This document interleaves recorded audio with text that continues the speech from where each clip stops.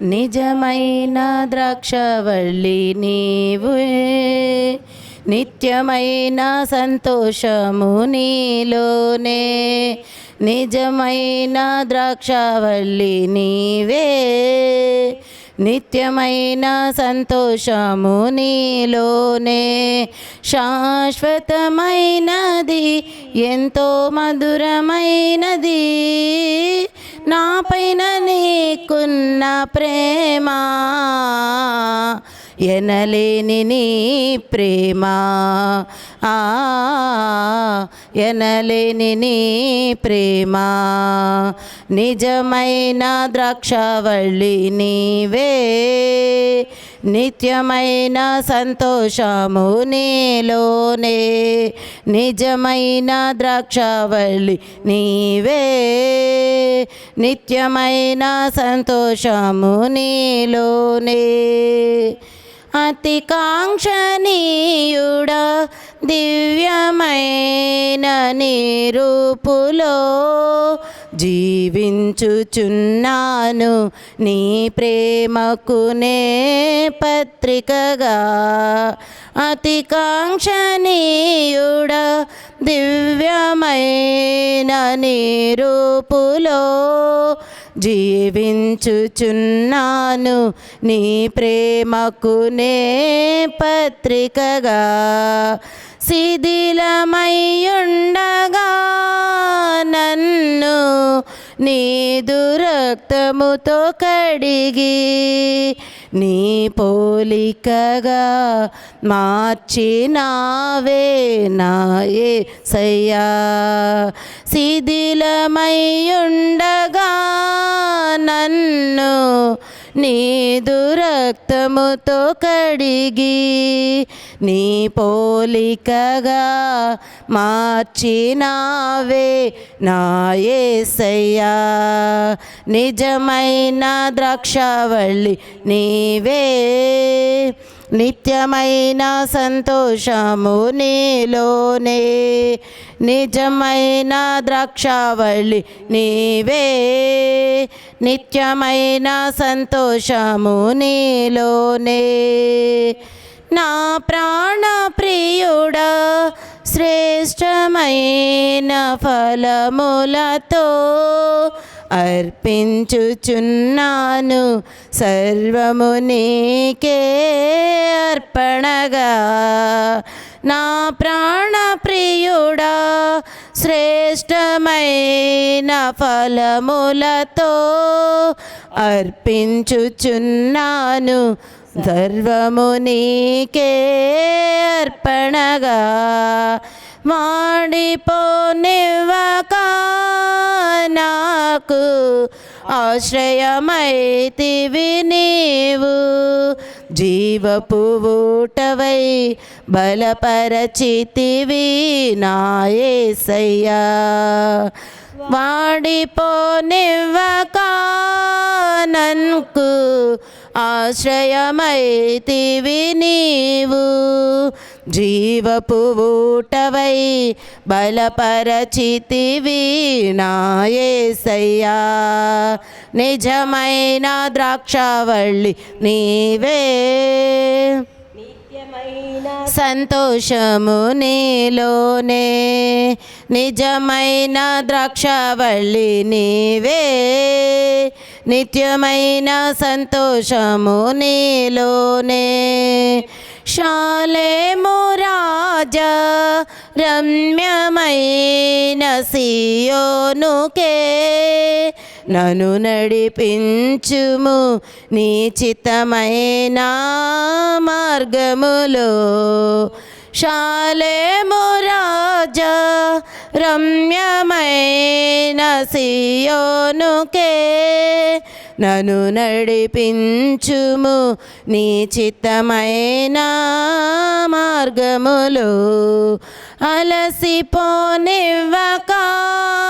నన్ను నీదు ఆత్మతో నింపి ఆదరణకర్తవై నన్ను చేర్చుము నీ రాజ్యములో. అలసిపోనివ్వక నన్ను నీదు ఆత్మతో నింపి ఆదరణకర్తవై నన్ను చేర్చుము నీ రాజ్యములో. నిజమైన ద్రాక్షవల్లి నీవే, నిత్యమైన సంతోషము నీలోనే. నిజమైన ద్రాక్షవల్లి నీవే, నిత్యమైన సంతోషము నీలోనే. శాశ్వతమైనది, ఎంతో మధురమైనది నా పైన నీకున్న ప్రేమ, ఎనలేని నీ ప్రేమ, ఎనలేని నీ ప్రేమ. నిజమైన ద్రాక్షవల్లి నీవే, నిత్యమైన సంతోషము నీలోనే. హల్లెలూయా. మంచిది. శ్రేష్టమైన సమయంలో ఈ కార్యక్రమాన్ని చూస్తున్న ప్రతి ఒక్కరికి మా కొలకలూరు తెలుగు బ్యాప్టిస్ట్ సంఘం తరపున ప్రభు నామములో హృదయపూర్వక వందనాలు తెలియజేసుకుంటున్నాం. శ్రేష్టమైన సమయంలో పరిశుద్ధ గ్రంథము నుండి 34వ కీర్తన 8వ వాక్య భాగమును చదువుకుందాం. యెహోవా ఉత్తముడని రుచి చూచి తెలుసుకొనుడి, ఆయనను ఆశ్రయించు నరుడు ధన్యుడు. ఆయన యందు భయభక్తులు ఉంచుడి. చాలు చాలు.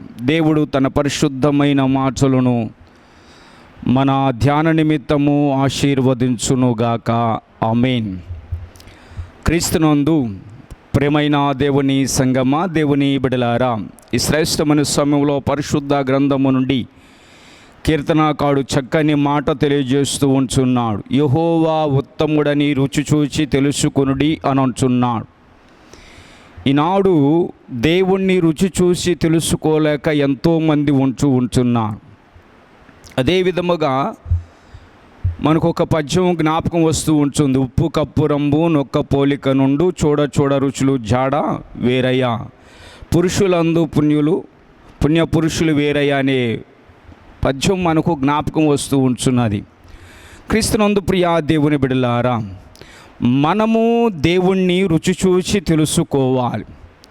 అదే విధముగా యెషయా గ్రంథకర్త అంటున్నాడు. యెషయా గ్రంథము 40వ అధ్యాయం 25వ వచనమును చదువుకుందాం. యెషయా గ్రంథము 40వ అధ్యాయం 25వ వచనం. నీవు ఇతనితో సమానుడవని మీరు నన్నెవనికి చాటి చేయుదురు. చాలు. క్రీస్తునందు ప్రియా దేవుని బిడ్డలారా, నీవు ఇతనితో సమానుడని మీరు నన్నెవ్వనికి సాటి చేయగలరు అని అంటున్నా. ఆయన పురుషోత్తముడు, పరిశుద్ధుడు. ఆయన పురుషోత్తముడుగా పరిశుద్ధుడుగా అగపడుచు ఉంటున్నాడు. ఈనాడు చాలామంది దీర్ఘకాలిక ప్రార్థనా జీవితం కలిగి ఉన్నారు. అన్ని వరాలు స్వరాలు కలిగి ఉన్నారు. కానీ ఆయనను వ్యక్తిగతముగా రుచి చూసి తెలుసుకొనలేదు. అయితే దావీదు మహారాజు ఆయనను రుచి చూసి తెలుసుకున్నాడు కాబట్టినే యెహోవా ఉత్తముడు అని చక్కగా తెలియజేస్తూ ఉంటున్నాడు. క్రీస్తునందు ప్రియా దేవుని బిడ్డలారా, ఏలీ కుమారులు సేవ చేస్తూ ఉంటున్నారు షిలోహు మందిరములో. కానీ వారు యెహోవాను రుచి చూడలేదు. ఎందుకు అనంటే వారు మిక్కిలి దుర్మార్గులై ఉన్నారు. దేవుని గురించి తెలుసుకోలేదు, దేవునికి లోబడలేదు. దేవునికి లోబడకుండా ఎలాగున్నారంటే దుర్మార్గులుగా ఉన్నారు. వారు దేవుని యందు, దేవుని యొక్క వాక్యమునందు సంతోషము లేని వారై ఉన్నారు. క్రీస్తునందు ప్రియా దేవుని బిడ్డలారా, వారు దేవుని తృణీకరించి ఉన్నారు. ఇర్మియా గ్రంథకర్త అంటున్నాడు. ఇర్మియా గ్రంథము 6వ అధ్యాయము 10వ వచనమును చదువుకుందాం. పరిశుద్ధ గ్రంథములో ఇర్మియా గ్రంథము 6వ అధ్యాయము 10వ వచనం. వారు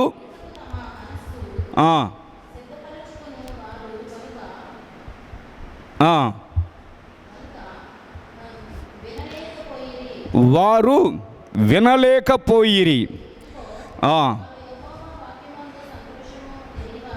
యెహోవా వాక్యమందు సంతోషము లేని వారై దానిని తృణీకరింతురు. ఎవరైతే దేవుని మీద ఆధారపడరో వారు దేవుని తృణీకరించేవారుగా ఉన్నారు. దేవుని యొక్క వాక్యాన్ని తృణీకరించేవారిలాగా ఉన్నారు. ఈ దినాల్లో చాలామంది పరిస్థితులు ఇలాగే ఉన్నవి. ఆయనను రుచి చూసి తెలియకుండా ఆయన పని చేస్తూ ఉంటున్నారు కొంతమంది. క్రీస్తునందు ప్రియా దేవుని బిడ్డలారా, వీరు ఎలాంటి వారంటే వ్యర్థులుగా ఉన్నారు, బుద్ధిహీనులుగా ఉన్నారని పౌలు చక్కగా తెలియజేస్తూ ఉంటున్నాడు. రోమీయులకు రాసిన పత్రిక 1వ అధ్యాయము పరిశుద్ధ గ్రంథములోని 21, 22 వచనములు చదువుకుందాం. మరియు వారు దేవుణ్ణి ఎరిగియు ఆయనను దేవునిగా మహిమపరచలేదు, కానీ తమ వాదములయందు వ్యర్థులై ఉండిరి. చాలు. క్రీస్తునందు ప్రియా దేవుని బిడ్డలారా, ఎంతకాలము జీవించినా ఆయనను రుచి చూసి తెలుసుకొనపోతే అంతా వ్యర్థమే. ఒకడు గాలికి ప్రయాసపడినట్లే. ఈ శ్రేష్టమైన సమయంలో వింటున్న ప్రియా దేవుని బిడ్డలారా, దేవుణ్ణి అంగీకరించిన నీవు, దేవుణ్ణి గురించి తెలుసుకున్న నీవు, ఆయన ఉత్తముడని నీవు రుచి చూసి తెలుసుకొనుచు ఉంటున్నావా? మనం ఎలాగుంటూ ఉంటున్నాం? క్రీస్తునందు ప్రియా దేవుని బిడ్డలారా, ఒక పంతులు గారు సాయిబు గారు మాట్లాడుకుంటూ ఉంటున్నారు. ఇద్దరు చక్కగా సంభాషించుకుంటున్నారు. మాటల మధ్యలో వారు ఏమంటున్నారంటే, పప్పుచారు చాలా రుచిగా ఉండిద్ది అని అనుకుంటూ ఉంటున్నారు. అయితే పంతులు గారు అంటున్నాడు, కాదు, కోడిచారే చాలా రుచిగా ఉండిద్ది అని మాట్లాడుకుంటూ ఉంటున్నారు. క్రీస్తునందు ప్రియా దేవుని బిడ్డలారా, ఇద్దరి మధ్య వాదన మొదలైనది. ఆ వాదన మొదలైన తర్వాత వారేమంటున్నారంటే, నీవు పప్పుచారు తిన్నావా, కోడిచారు తిన్నావా అని కోడిచారే రుచిగా ఉండిద్ది అని అంటూ ఉంటున్నారు. ఈనాడు కూరల్లో ఉన్న రుచి తెలుసుకుంటున్నావే కానీ దేవుడు ఉత్తముడని నీవు రుచి చూసి తెలుసుకొనలేకపోతూ ఉంటున్నాం. లోకములో చాలా రుచులు ఉన్నాయి. ప్రతి వారికి యేసుక్రీస్తు యొక్క రుచి తెలిసి ఉండాలి. దేవుని గురించిన రుచి నీవు తెలుసుకొని ఉండాలి. క్రీస్తునందు ప్రియా దేవుని బిడ్డలారా, నీవు ఏ రుచి తెలుసుకొని ఉంటున్నావు? పరిశుద్ధ గ్రంథములో కొన్ని రుచులు మనకు కనబడుచున్నవి. ఏమిటంటే, ఒకటి తేనె రుచి. ఏమి రుచి? తేనె రుచి. నిర్గమాకాండము 16వ అధ్యాయము 31వ వాక్య భాగాన్ని చదువుకుందాం. నిర్గమాకాండము 16వ అధ్యాయం 31వ వాక్య భాగాన్ని చదువుకుందాం. ఇశ్రాయేలులు దానికి మన్నా అను పేరు పెట్టిరి. దాని రుచి తేనెతో కలిపిన అపూపము వలె ఉండెను. చాలండి. క్రీస్తునందు ప్రియా దేవుని బిడ్డలారా, యెహోవా దేవుడు ఇశ్రాయేలీలకు ఆకాశము నుండి మన్నాను కురిపించాడు. ఇది తినుటకు దేవుడిచ్చిన ఆహారం. ఇశ్రాయేలీల ప్రజలకు ఎంత గొప్ప ధన్యత! అది తెల్లని కొత్తిమీర గింజవలే ఉండెను. దాని రుచి తేనెతో కలిపిన అపూపము వలె ఉండెను, అనగా పిండి వంట వలె ఉన్నది. ఇశ్రాయేలీలు దానిని మన్నాను పేరు పెట్టి ఉన్నారు. నిర్గమాకాండము 16వ అధ్యాయం 30వ వచనం. కాబట్టి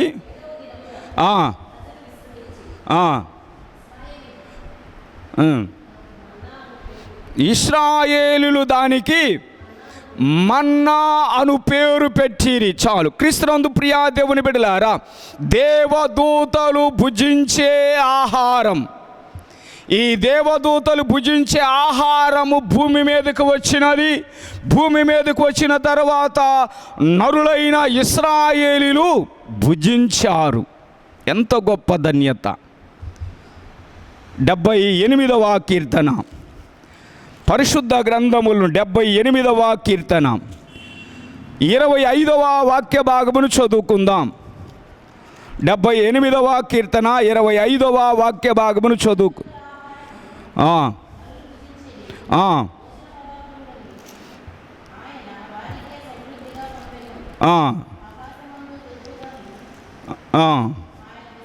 దేవదూతల ఆహారము నరులు భుజించిరి, భోజన పదార్థములను ఆయన వారికి సమృద్ధిగా పంపెను. చాలు. క్రీస్తునందు ప్రియా దేవుని బిడ్డలారా, దేవదూతలు తినే ఆహారాన్ని ఎవరు భుజించారు? నరులు భుజించి ఉన్నారు.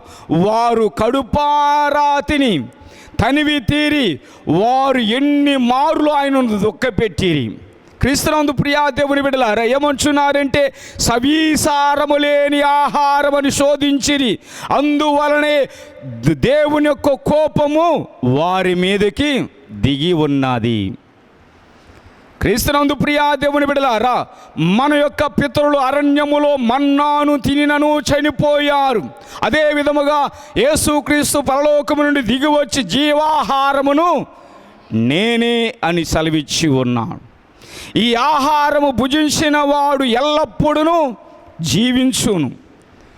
క్రీస్తునందు ప్రియా దేవుని బిడ్డలారా, అరణ్యములో మన్నా ఆహారము తిన్నారు. మన్నా ఆహారము తిన్నా కానీ వారు చనిపోయారు.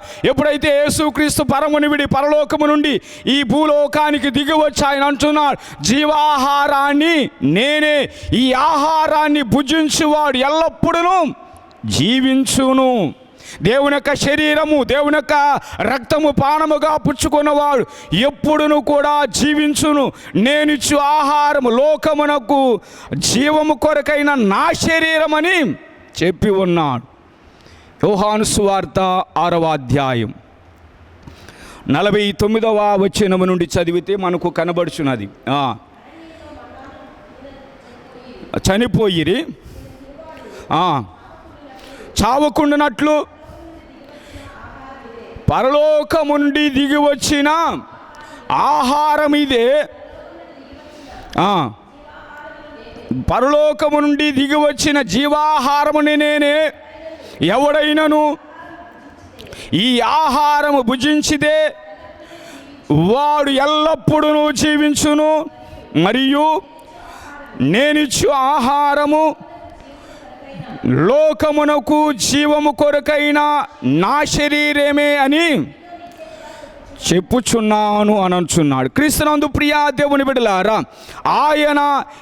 ఆయన జీవాహారమై ఉన్న యేసును రుచి చూడకపోతే, లేక ఆయనను సంపాదించుకొనలేకపోతే మోక్ష రాజ్యము లేదని ప్రభు ఘంటాపదముగా చలవిచుచూ ఉంచున్నాడు. ఆ మన్నా లేక జీవాహారము ప్రభు అయిన యేసుక్రీస్తే. క్రీస్తునందు ప్రియా దేవుని బిడ్డలారా, తేనె కంటే రుచిగా ఉన్న ఆహారాన్ని, మన్నాహారాన్ని వారు తిని సవీసారము లేని ఆహారం అని అంటున్నారు. అదే విధముగా ఈనాడు కూడా రక్షింపబడి దేవుని యొక్క శరీరాన్ని, దేవుని యొక్క రక్తాన్ని పానముగా పుచ్చుకొని ఈనాడు కూడా అదే పరిస్థితిలో జనులు ఉంటున్నారు. క్రీస్తునందు ప్రియా దేవుని బిడ్డలారా, నీవు ఆయనను రుచి చూసి తెలుసుకోవాలి, ఆయనను సంపాదించుకోవాలి. ఆయన ఒక బిడ్డగా నీ ఉంటే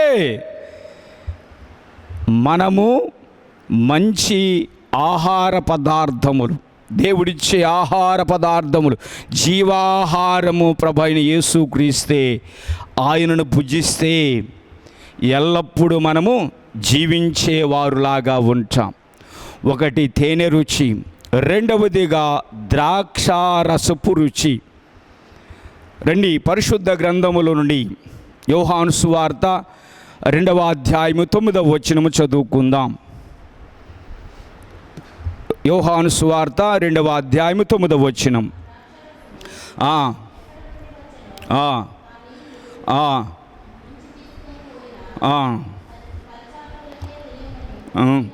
తెలియనని